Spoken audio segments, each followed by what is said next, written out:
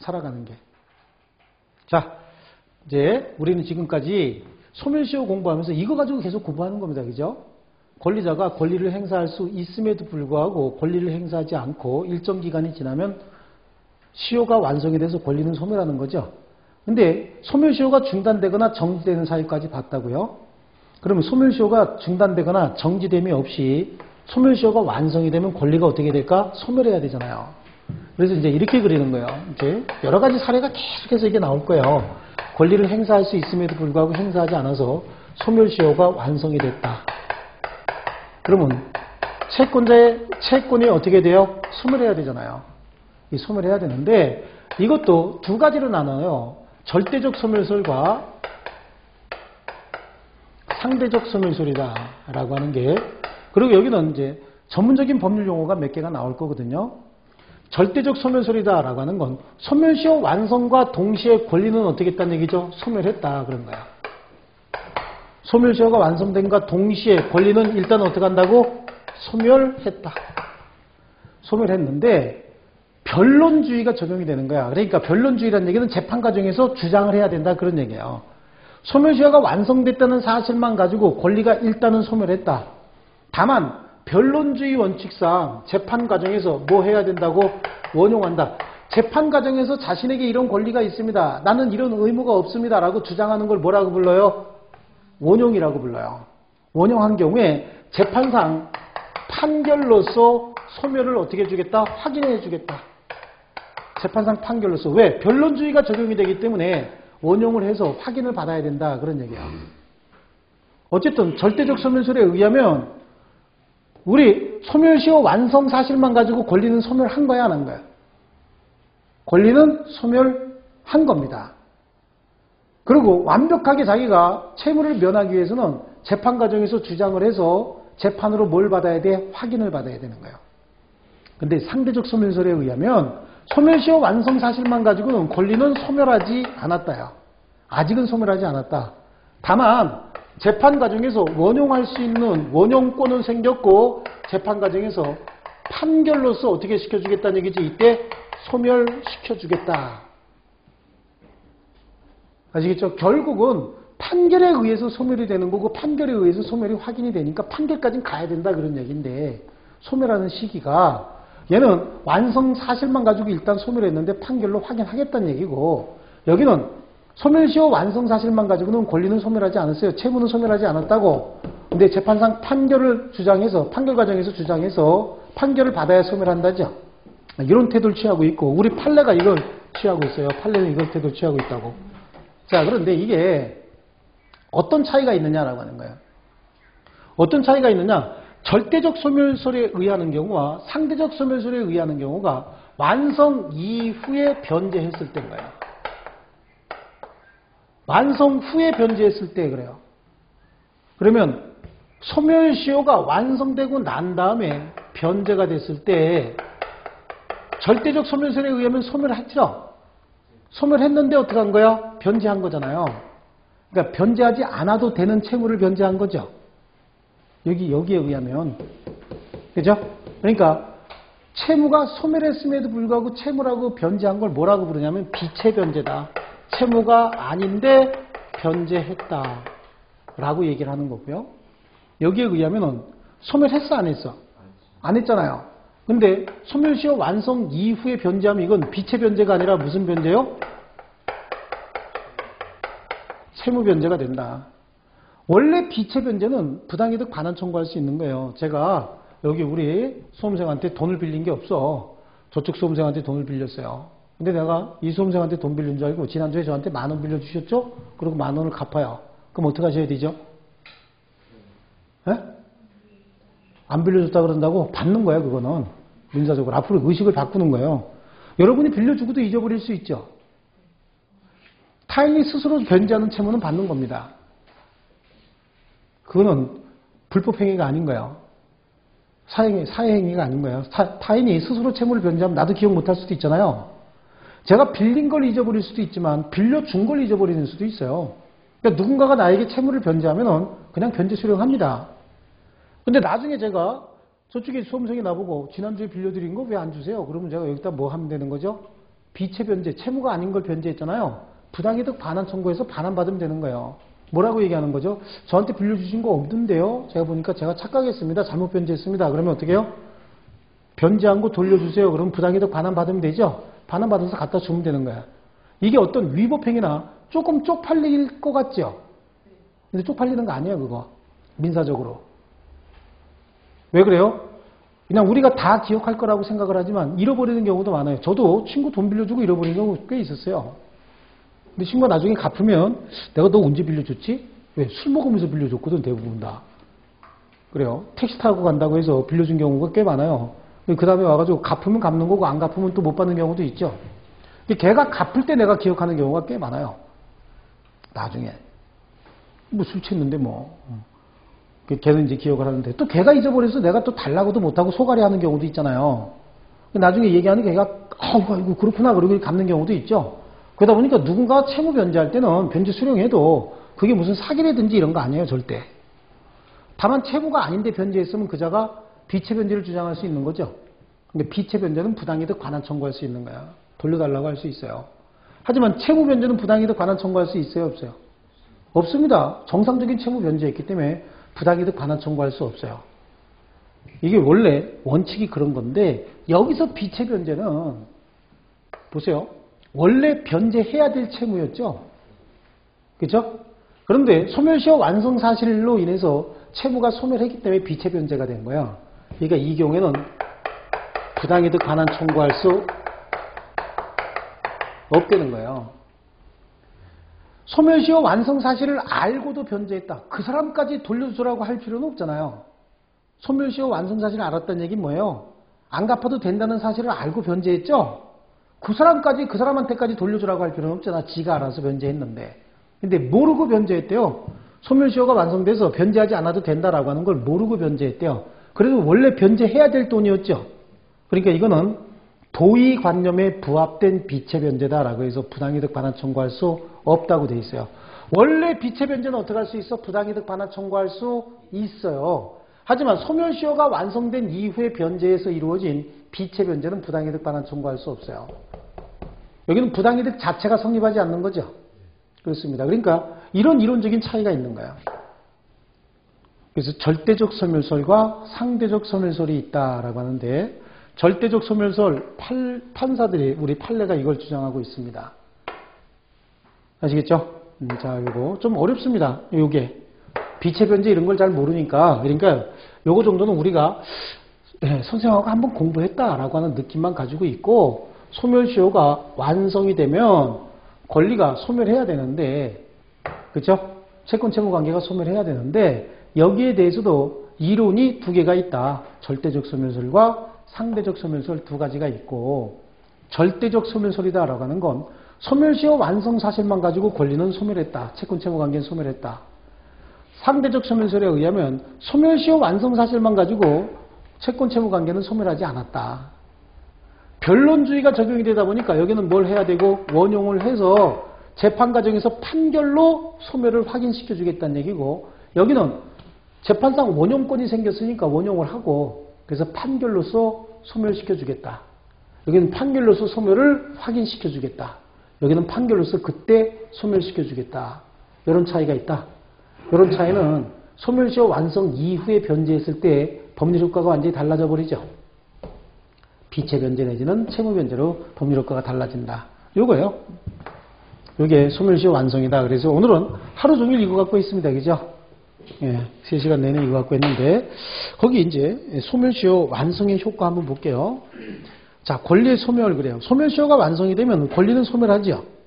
예, 절대적 소멸한다. 그래. 소멸시효 완성으로 권리는 당연히 소멸한다. 근데 상대적 소멸설에 의하면 소멸시효 완성으로 권리가 당연히 소멸하는 것은 아니고 다만 시효이익을 받을 자에게 권리의 소멸을 주장할 권리 이걸 원용권이라고 얘기합니다. 권리는 소멸하지 않은 거죠. 예, 권리가 생길 뿐이다. 자, 그 다음에 그 밑에 있는 판례는 참고적으로 나중에 보시기로 하고요. 그러면 소멸시효가 완성이 돼서 권리가 소멸할 때는 어쨌든 판결에 의해서 소멸하든 그죠? 판결로 확인시켜 주든 우리 판례는 지금 일단 소멸했다고 보는 거죠. 이때 이제 효과가 나타나는데 그럼 어떻게 되느냐? 소멸시효가 완성이 돼서 권리가 소멸할 때는 장래를 향해서 소멸하는 것이 아니라 기산일로 소급해서 권리가 싹 다 소멸해버리는 거야. 채권 채무 관계가. 이때부터 없었던 게 되는 겁니다. 그럼 요 기간 동안에 발생한 이자, 여기까지는 이자가 발생해 갖고 있죠.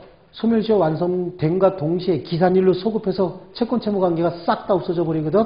그럼 이자도 어떻게 되는 거죠? 없어져 버리는 거예요. 이자를 지급할 필요가 있다 없다? 없다라고 하는 거야. 요 기간 중에. 그래서 기산일 이후에 이자를 지급할 필요는 없다. 그럼 채권자 입장에서는 좀 억울할 수 있죠. 그렇습니다. 그러다 보니까 채권자는 소멸시효 완성 전에 상계할 수 있었던 것이면 소멸시효 완성으로 상계되는 걸로 봅니다. 어떤 경우냐면 갑이 을에게 받아야 될 채권이, 갑이 을에 대한 채권이 3천만 원이에요. 또 갑이 을에 대한 채무가 2천만 원입니다. 이게 더 많을 수도 있고 적을 수도 있습니다. 2천만 원이요, 채무가. 근데 갑의 채권은 1년짜리 단기 소멸시효에 걸리는 거고 을의 채무는 3년짜리 단기 소멸시효에 걸린다고. 그래서 1년짜리 단기 소멸시효에 걸리는 채권을 행사하지 않아서 소멸해버렸대요. 그럼 이것만 그냥 소멸되고 마는 것이 아니라 소멸시효 완성 전에 상계할 수 있었던 채무가 있었죠. 그럼 이거하고 상계해버려요. 그럼 이것도 어떻게 한다고? 갚지 않아도 된다 그런 얘기예요. 이것도 소멸하고. 그럼 궁극적으로 갑에게 발생한 손해는 얼마라는 얘기일까요? 1,000만 원이다 라고 하는 거야. 완성 전에 이게 합리적이잖아요. 받을 돈만 소멸하면 안 되죠. 소멸시효 기간이 다르다라고 하더라도 줄 돈에서 상계하고 소멸시켜야지. 얘한테 무턱대고 그냥 폭리적인 이익을 인증할 필요는 없잖아요. 그래서 이게 합리적이다라고 하는 거예요. 그래서 둘 다 상계해버리고 결국은 얼마밖에 손해가 없다? 1,000만 원밖에 손해가 없다. 만약에 이게 채무가 5천만 원이었다. 그럼 이제 앞으로 얼마만 주면 된다는 얘기일까요? 2천만 원만 더 주면 된다 그런 얘기죠. 그래서 완성 전에 상계할 수 있었던 것이면 상계할 수 있다. 만약에 얘가 5천만 원을 청구하면 어떻게 돼요? 이거 주장해야 되죠. 상계됐다라고 주장해야 됩니다. 아시겠죠? 이게 소멸시효 완성의 효과다. 그렇습니다. 그래서 소급현대 소멸시효 완성의 효과는 기산일에 소급한다. 그래서 완성으로 채무를 면하는 자는 기산일 이후에 이자를 지급할 필요가 있다 없다? 없다. 다만 소멸하는 채권이 소멸시효가 완성되기 전에 상계할 수 있었던 것이면 채권자는 시효 완성 후에도 어떻게 할 수 있다? 상계해버릴 수 있다. 여기까지 설명이 다 된 거죠? 나머지 내용은 지금 보지 마시고요. 자, 그 다음에 시효이익 그래요. 시효가 완성됨에 따라서 얻는 당사자의 이익을 시효이익이다 라고 얘기하는데 시효이익은 자, 이 사람이 채권자고 이 사람이 채무자예요. 그럼 시효이익은 누구에게 있는 거야? 시효가 완성되면 이익을 보는 자가 누구죠? 채무자죠? 채무자가 이익을 얻는 거잖아. 안 갚아도 되는 거니까. 그죠? 네, 채무자가 이익을 얻는다고. 이게 시효이익을 받을 자다. 이렇게 얘기합니다. 네, 원형권자는 자, 채권의 소멸시효가 완성된 경우에 소멸시효가 완성이 됐다라고 원형할 수 있는 자는 원칙적으로 채권의 소멸시효 이익을 직접 받는 채무자다. 아시겠죠? 채무자가 시효이익을 받는 자야. 그러면 이러는 일이 생겨요. 소멸시효가 완성이 됐음에도 불구하고 그러면 시효이익이 이때 생겼죠? 소멸시효가 완성이 돼야 시효이익이 생긴 거죠? 소멸시효 완성 전에는 시효이익이 있어 없어? 소멸시효 완성 전에는 시효이익이 없죠. 완성되고 나야 생기는 거예요. 왜냐하면 오늘 12시까지가 시효기간 만료일이에요. 오늘 12시가. 근데 지금 갑자기 제가 권리를 행사해버려요. 그럼 소멸시효 중단돼 버리죠. 아깝다. 2시간 남겨놓고. 그죠? 근데 또 배짱 부리냐고 좀 기다린다. 그래서 오늘 11시 55분에 딱 권리 행사해버려요. 5분 남겨놓고도 채권자가 권리 행사하면 소멸시효 중단돼 버리잖아요. 그럼 다시 10년이 돼야 되겠죠. 1분 남겨놓고 하면 똑같은 거야. 그러니까 소멸시효가 완성되기 전까지 채무자에게 생긴 이익은 없어요. 아무것도 없는 거야. 언제 권리 행사할지 모르잖아요. 그런데 소멸시효 이익은 완성되고 난 다음에 생기는 거죠. 그렇습니다. 그러면 소멸시효 이익은 언제 포기할 수 있느냐? 채무자가 소멸시효가 완성됐다라고 하는 사실을 알면서도 스스로 변제해버렸대요. 그럼 이건 뭐죠? 시효이익을 포기한 거예요. 그렇죠? 소멸시효 완성됐음에도 불구하고 그 이후에 변제했다 그러면 이게 뭐가 된다? 소멸시효 이익을 포기하게 한 게 된다. 아시겠죠? 그래요. 근데 모르고 변제했대. 그래도 알고 포기한 것으로 보는 거예요. 소멸시효 완성 사실을 알면서도 자기가 승인해버리는 거예요. 이것도 알고 포기한 게 되는 거예요. 그래서 제가 아까 얘기했잖아. 은행에서 10,000원만 갚으라고 얘기한다 그랬죠. 10,000원 갚으면 어떻게 되는 거예요? 포기한 거예요. 그런 경우에. 아시겠죠? 그래요. 그래서 소멸시효 이익의 포기 한번 볼게요. 시효이익의 포기는 처분행위다. 그래서 포기하는 자는 처분 능력과 처분 권한이 있어야 되는데 그거보다 밑에 소멸시효 이익은 미리 포기하지 못한다. 소멸시효 완성 후에 시효이익의 포기는 상대방이 있는 단독행위다. 혼자 스스로 포기하는 거거든요. 나 시효이익 안 받을 거야. 그런데 거기 위에 뭐라고 돼 있어요? 소멸시효 완성 전에 미리 포기할 수 있다 없다? 없다. 왜 소멸시효 완성 전에 미리 포기할 수 없을까요? 여기 보세요. 소멸시효 완성 전에는 왜 미리 포기할 수 없을까요? 이익이 없잖아. 없는데 뭘 포기해? 포기할 게 없는데. 그러니까 소멸시효 완성한 이후에만 포기할 수 있다 그런 얘기죠. 그래, 그럼 소멸시효 완성의 이익을 포기하는 이 행위는 상대방 없는 단독행위야. 그냥 혼자 하는 거야. 상대방에게 도달할 필요도 없어요. 혼자 어떻게 하는 거야? 승인해버렸다. 그럼 뭐예요? 혼자 그냥 변제해버렸다. 혼자 변제 공탁했다. 혼자 주겠다고 전화했다. 이게 다 뭐죠? 의사표시 발송한 때 또는 의사표시 완성될 때 효력이 발생해버리는 거예요. 아시겠죠? 그렇습니다. 그래서요. 완성 이후의 변제, 채무 변제, 일부만 변제해도 이건 뭐예요? 시효이익의 포기로 본다. 예. 자, 그렇습니다. 그래서 시효 완성 후에 시효이익의 포기는 상대방 있는 단독행위다. 자, 그래서 시효이익의 포기 방법 그렇습니다.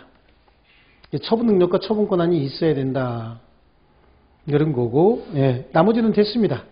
예, 특별히 더 볼 필요는 없습니다. 나머지 우리 본 수업할 때 할 거예요. 자, 다만 이번 수업에서는 지금 뭐 했어요?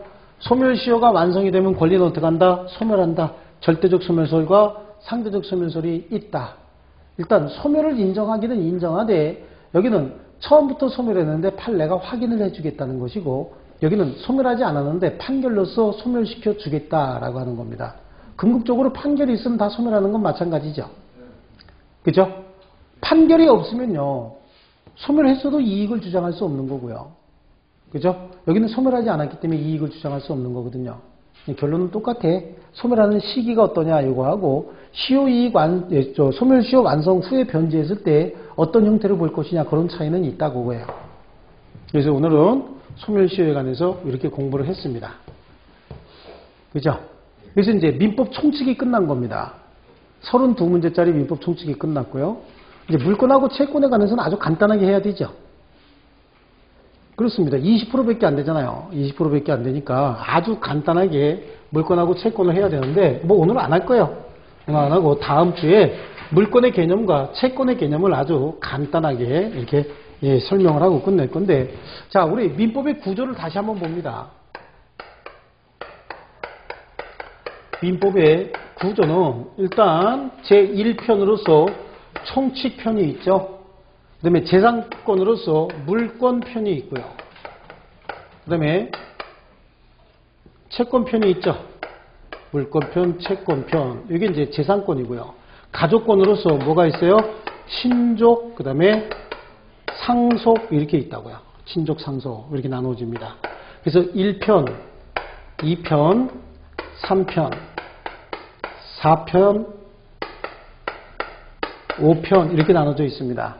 그래서 이 뒤에다가 전부 총칙편, 물권편, 채권편, 친족편, 상속편 그래서 우리 무슨 편찬 방식이다? 예, 편별법이다. 어느 나라 법이 이렇게 편찬했다 그랬어요? 예, 독일법. 그래서 독일식 편별법이다. 독일말로 이걸 판덱텐식 구성이다. 판만 아시면 된다 그래서 판. 그죠? 판 거시기 그랬다고. 여기서 이제 이건 우리 시험 범위에 안 들어가는 거예요. 이거는 사법시험하고 법무사 시험만 시험 범위에 들어가지 여기 시험 범위에 안 들어가요. 중개사 시험도 이거 안 들어갑니다. 채권도 중개사 시험은 계약 하나. 그렇죠? 14가지 전형 계약 중에서 계약 총칙하고 매매 교환 임대차 요거만 들어가요. 근데 우리 다 들어가요. 범위는 게임도 안 되게 넓어요. 우리가 시험 범위가. 여기서 총칙이라고 하는 건 물권과 채권의 공통점을 뽑아서 여기다가 정리해 놓은 게 총칙이라고 얘기했어요. 여기서 물권, 채권 이거 권리를 의미한다고 얘기했잖아요. 그렇죠? 그래서 총칙의 핵심 내용은 뭐죠? 권리인 거예요. 권리.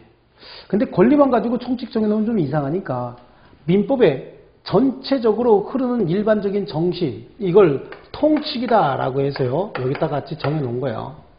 통칙. 이 통칙은 민법 제1조와 민법 제2조가 통칙이에요. 권리의 행사와 의무의 이행은 여기서 얘기하는 물권 아니지. 이거 2조가 그렇죠. 2조가. 자, 물권, 채권, 친족, 상속 모두 다 권리의 행사와 의무를 이행할 때는 신의에 쫓아 성실히 행하여야 한다. 여기 있는 모든 권리. 또 여기 있는 권리는 남용하지 못한다. 여기 해놨죠? 이거 해놨고요. 이러한 권리 의무 관계에 관해서 분쟁이 생겼을 때 판사는 제일 먼저 법률을 찾아보고 법률의 규정이 없으면 관습법을 찾아보고 관습법이 없으면 조리에 의해서 재판해라. 민사와 관련돼서는 여기 된 거지. 그래서 1조에 민사에 관하여 법률의 규정이 없으면 관습법에 의하고 관습법이 없으면 조리에 의한다라고 우리 민법 제1조가 있고 이 안에 있는 권리를 행사할 때는 신의에 쫓아 성실히 행하고 채무 이행도 신의에 쫓아 성실히 이행하되 권리는 남용할 수 없다. 이거야. 나머지는 다 뭐죠? 권리에 관한 내용이에요. 그래서 권리의 주체가 누구고 즉 권리를 행사할 수 있는 당사자가 누구고 권리의 주체는 어떻게 했어요? 자연인하고 법인으로 나눴잖아요. 그렇죠? 자연인하고 법인 이렇게 했고요. 자, 그러면 권리의 주체가 있으면 권리 행사의 대상물 이걸 권리의 뭐라고 불러요? 객체다. 권리의 종류에 따라서 권리의 객체는 굉장히 많은데 우리 총칙에서 뭐 한 거야? 물건에 관해서 한 거야. 총칙에서 물건의 객체인 물건에 관해서 공부했고요. 그 다음에 권리의 주체가 있고 객체가 있으면 이러한 권리는 어떻게 발생, 변경, 소멸하느냐 이게 권리의 뭐였었어? 변동이었다고요. 발생, 변경, 소멸의 변동이다. 그 변동의 원인은 둘이 계약을 체결했다. 이게 뭐야? 법률 행위를 했다. 계약도 체결하지 않았는데 권리가 변동이 된다. 그럼 법률의 규정이 있어야 변동이 되는 거예요. 그래서 이걸 뭐라고 불러요? 법률 규정이다. 이렇게 부르는 거예요. 법률 행위와 법률 규정 이렇게 얘기합니다. 아시겠죠? 이게 법률 행위다라고요. 우리 법률 행위, 우리 반사회적 법률 행위, 비통 착사강 여기서 우리 103조 반사회적 법률 행위, 그다음에 뭐 110조 내지 107조 내지 110조 비통 착사강 이거 있고요. 여기 또 뭐야? 법률 행위 대리, 법률 행위 무효 내지는 취소 조건과 기한, 그죠? 법률 규정에 의해서 우리는 뭐죠? 소멸시효. 소멸시효는 법에 정해져 있어. 몇 년 지나면 소멸한다고 딱 정해져 있죠. 1년짜리 뭐고? 의식주 오락. 3년짜리는요. 전문성, 기술성. 또 1년 이내 기간을 정해서 정기적으로 지급되는 채권들. 이건 다 3년짜리였죠. 상권의 채권 5년이었고 일반 채권 10년이었고요. 물건은 소멸시효에 걸리지 않는데 용익물건만 소멸시효에 걸린다. 20년이다. 그죠? 이게 법이 정해져 있다니까. 네, 법률 규정에 의한 권리관계 변동이다. 이렇게 얘기를 해요. 그래서 보통 지금 우리 총칙에서 32문제가 나와요. 여기서 지금 통칙에서 요거 한 문제, 요거 한 문제 정도 나와요. 각각 지금 요거 한 문제, 요거 한 문제면 지금 2문제 정도가 나온다 그런 얘기죠. 여기 자연인에서 보통 2문제 내지 3문제 정도가 나와요. 자연인에서 나오면 그럼 2문제 나온다 그러면 이렇게 나오는 거잖아요. 그죠? 그다음에 법인에서 많이 나오면 6개까지 나오는데 보통 4문제에서 5문제 정도, 4문제라고 하더라도 하나, 둘, 셋, 넷 이 정도 나오는 거잖아요. 그 다음에 여기서 몇 문제 나와요? 한 문제 나와요. 한 문제. 그러면 이렇게 되는 거죠. 한 문제. 그럼 몇 문제가 돼 있어? 9개. 그죠? 9개. 많이 나오면 여기서 많이 나오면 이렇게까지 더 나올 수도 있죠. 여기서 한 문제 더 나올 수도 있고 여기서도 한 문제 더 나올 수도 있다고. 많이 나오면. 그럼 여기서 많이 나오면 추가적으로 몇 개 더 할 수 있어? 3개 정도 더 할 수 있는 거예요. 이 부분에서 이렇게 자르고. 자, 그 다음에 여기서 법률행위에서 나오면 반사회적 법률행위 요거 하나. 그죠? 반사회적 법률행위 하나. 그 다음에 불공정한 법률행위 정도 하나. 그래서 2문제 정도. 비통착사강 여기서 3문제 정도. 그 다음에 법률행위 대리 여기서 보통 3문제 정도. 무효에서 1문제, 조건, 무효 취소에서 1문제, 조건 기한에서 1문제, 그래서 2문제 정도. 소멸시효에서 보통 2문제 내지는 3문제 정도. 2문제 정도 이렇게 한번 보시자고. 그러면 하나, 둘, 5개죠? 5개, 8개, 10개, 12개 그래요. 최소한 여기서 몇 문제가 나와? 12개 정도가 나온다고. 요 정도요. 이 정도가 나오고 많이 나오면 여기서 한 문제씩 각각 더 추가하면 되는 거예요. 그래서 기본적으로 요런 것들은 제가 다 요만큼은 줄 쳐준 데서 거의 나와요. 그러니까 여기서도 보통 뭐 9문제 정도, 여기서 12문제 정도, 21문제 정도는 제가 줄을 쳐준 데서 거의 나와요. 아시겠죠? 그럼 이제 11월 달부터 제가 줄을 쳐주는 겁니다. 나머지 부분은 줄 쳐주지 않은 데서 나올 수도 있죠. 물권 채권도 그래요. 그래서 보통 이제 11월 달에 줄 쳐주는 것만 열심히 하면은 60점 정도는 확보가 됩니다. 그걸 기반으로 해서 공부의 범위를 이제 1월 달에 좀 늘리고 3월 달에 늘리면서 이게 기반으로 잘 돼 있으면은 이게 진짜 기반으로 이렇게 잘만 돼 있으면은 정말로 쉽게 공부할 수 있어요. 근데 이게 기반으로 안 돼 있으면 계속해서 혼동이 올 거라고. 그러니까 지금 배운 내용 제가 자꾸만 잔소리 하는 게 필기하고 적어가고 자기 혼자 책에 줄치고 이거 정말로 안 좋은 습관이에요. 11월 달서부터 다음 주에도 공부하긴 할 건데 절대 그렇게 하지 마시고 여기 보라 그러면 여기 보시고 11월 달부터는 제가 책에 줄쳐준다 그랬죠. 연필 가져오세요. 볼펜 말고. 연필 하나 가져오시고 연필도 좋은 걸로 샤프 같은 거 샤프심도 좋은 걸로 해갖고 하나 애착심 가지고 쓸만한 거 하나 사세요. 한 10,000원 정도 주면 좋은 거 사요. 그 다음에 샤프심도 그 펜텔 같은 거 한 1,500원 정도 주면은 좋은 거 사요. 여러분 1년 내내 공부할 때까지 그 샤프심 갖고 쓸 수 있다고. 그렇게 해서 써지는 게 달라요. 완전히 미끄러지는 게 달라요. 그래서 저는 항상 필기군 좋은 거 써요. 그래서 그런 거 가지고 줄 가지고 자대고 줄 치지 말고 미리 말씀드리는 거예요. 총천연색 갖고 오지 말고 연필 가지고 줄 이렇게 쭉 읽으면서 치세요. 줄이 쭉 삐뚤어지는 건 뭐예요? 제대로 안 읽는 거야. 제가 줄 치라고 하는 부분 줄 치면서 이렇게 읽으시고 읽어야 돼. 만약에 이걸 자를 대고 줄을 치면은 자대서 줄 삐뚤어지는 데 신경 쓰지 내용을 안 읽고 줄 치게 돼 있다고. 그러니까 절대적으로 연필 하나 갖고 오셔가지고 잘 대지 마시고 이렇게 줄 이렇게 치시라고. 자 다 뺏었어요. 전에는 자 집에 가면 이만큼 있어요. 다 뺏어가지고. 그래도 굳세게 갖고 오시는 분이 있어요. 그리고 제가 설명하는 거 자기 혼자 판단해갖고 줄 치고 3번 줄 치면은 책 한 권 다 줄 쳐놔. 나중에 교수님 어디가 중요한 거죠? 그걸 가져와요. 그럼 내가 이렇게 줄 쳐줬냐 그러면은 자기 수험생 딴에는 내가 얘기하니까 중요한 줄 알고 다 줄 친 거야. 하나씩. 그 다음 달에 또 줄 치니까 한 권이 다 쳐지는 거지. 95% 이상의 설명이 다 되는데 책에 있는 내용이 그 줄 다 쳐놓고서 나중에 뭐 공부할지 모른다고. 그러지 말고 요거 해주는 거 있죠? 요거. 예. 요거만 줄 딱 쳐놓고 나머지는 그냥 우리 공부하면서 요게 기반이 되면 나머지 머릿속에 들리게 돼 있어요. 들어오게 돼 있다고. 그리고 공부할 때 미리 얘기하는 거예요. 만약에 이렇게 해서 오늘 1페이지, 2페이지 배웠어요. 오늘. 그럼 1페이지, 2페이지 줄 쳐준 게 많으면 5줄, 적으면 3줄 정도 있을 거예요. 이렇게 될 거라고. 그럼 여기서부터 여기까지 다 읽지 마시고 한 페이지, 그럼 한 단원 아니면 한 페이지 챕터 하나씩 있죠? 이거 10번 읽어. 이거 10번 읽고요. 이거 10번 읽고, 이거 10번 읽고 이런 식으로 나가야 돼요. 여기서부터 여기까지 읽고 그래서 10번 읽으면 시간 너무 많이 걸려요. 알든 모르든 무조건 10번씩 읽어버리세요. 요거 있잖아요.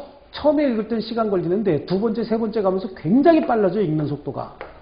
그리고 이게 머릿속에 많이 남아요. 오래 남아. 이렇게 해서 10번씩 반복하셔야 돼요. 11월 달서부터는. 근데 그 시간이 내가 여기서 3시간 반 수업을 하고 가도 집에 가고 이렇게 반복을 하면 40분 정도면 돼요. 제일 부탁드리고 싶은 게 예습은 안 해도 좋은데 복습은 한 40분씩만 하세요. 1시간 하지 말고 피곤하니까 40분씩만 복습하시고요. 무조건 칠판 잘 쳐다보고 있어야 돼요. 칠판에 제가 이렇게 5개 그려놓은 걸 영상으로 찍듯이 머릿속에 찍어 나와요. 그리고 제가 이렇게 지우고 여기 뭐 써 있었죠? 뭐 써 있었죠? 뭐 써 있었죠? 라고 이렇게 물어보면 이게 기억이 날 거 아니냐고. 그런 식으로 칠판에 강의하는 내용을 사진 찍듯이 자꾸만 이렇게 찍어서 전체적인 틀을 이렇게 자꾸 머릿속에 넣으려고 노력하시면 이게 돼요. 1달, 2달 내에 된다고. 그래서 이게 시험장에 가갖고 기억이 나는 거지. 아시겠죠? 자꾸만 이렇게 사진 찍듯이, 영상 찍듯이 자꾸만 이렇게 찍는 연습을 하셔야 돼요. 머릿속에 전체 기억하는 연습을 하셔야 된다고. 아시겠죠? 지금 몇 문제가 끝났어? 우리 32문제가 끝났어요. 8문제는 이제 물권에서 4문제, 채권에서 4문제예요. 굉장히 넓어요. 총칙보다도 범위가 한 3배 정도 돼요. 그러니까 이거 한 번을 제대로 보는 시간에는 총칙 몇 번 볼 수 있다는 얘기예요. 3번 볼 수 있다는 얘기예요. 그러니까 여기는 효율성이 좀 떨어져요. 그래서 일요일 같은 때 8시간 정도 해가지고 한 번씩 해요. 8시간 정도 해갖고 한 번씩 한다고. 근데 사실은 8시간씩 2번에서 16시간 시간 투자하는 것도 이거 아깝죠. 문제 양으로 봐서는. 좀 아까운데 그래도 하긴 해야 되지. 양이 많다 보니까 쉽게 이렇게 될 수 있는 것도 아니고 여기는 어디서 나올지 감 잡기도 힘들어요. 너무 넓은 데서 4문제 내니까 이렇게 뭐 한 30문제쯤 된다 그러면 해당 파트에서 꼭 내야 되는 문제들이 있거든요. 그런데 이건 좀 감 잡기도 힘들어요. 근데 이것도 이제 나중에 시험 보러 갈 때쯤 되면은 제가 어디 이렇게 하십시오라고 하면은 거기서 대충 나와요. 8문제 중에서. 재작년 같은 경우에 7개나 맞췄는데 금년에는 그래도 5개밖에 안 됐어요. 그래도 국내에서는 제일 많이 맞힌 사람이에요. 항상. 제가 헌법재판소 결정이 이번에 시험에 나올 거다라고 했는데 시험에 나왔어 진짜로. 이게 나올 거다라고 했는데. 그러니까 이제 뭐 그게 크게 걱정하지 않으셔도 되고요. 우린 요걸 중심으로 해서 공부합니다. 아시겠죠? 다음 시간에 꼭 오세요. 다음 시간부터는 월요일이에요. 다음 주부터. 월요일날. 그래서 시험 보러 갈 때까지 월요일날 공부한다 그랬죠? 그렇습니다. 그러니까 다음 주엔 월요일날, 목요일날 아닙니다. 월요일날 오시고요. 요거 가지고 물권하고 계약법을, 채권법을 아주 간단하게 물권의 개념, 그 다음에 채권의 개념을 간단하게 설명할 겁니다. 아시겠죠? 자, 오늘 고생 많이 하셨어요. 다음 주 뵐게요. 네.